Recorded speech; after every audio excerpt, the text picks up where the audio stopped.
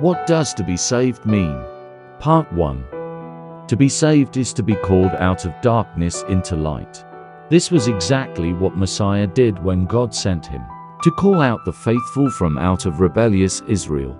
John 10 verse 27. My sheep hear my voice, and I know them, and they follow me. But to where were the faithful called into? Messiah is the son of David, whom God will adopt as his son, so that David's throne will continue in the true Israel of God of the new covenant. This is God's promise to David as prophesied by Nathan in 2 Samuel 7 verses 12 to 16. The faithful were called into the true Israel of God, the kingdom of heaven, to be a special treasure to God and be a light to the world. The kingdom is made up of the faithful and obedient, unlike the Israel of the first covenant. Continue with Part 2.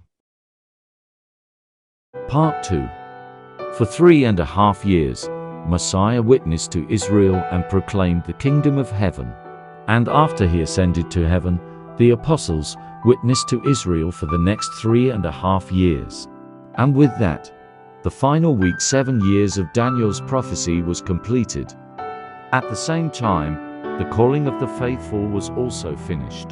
When it was time for God to include the Gentiles, God chose Cornelius because he worshipped the God of Israel and did his commandments.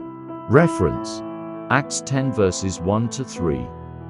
And thus, whoever desires to worship God and do his commandments can also be saved, to be called out of darkness into the marvelous light of God's kingdom in heaven and be numbered among the true Israel of God.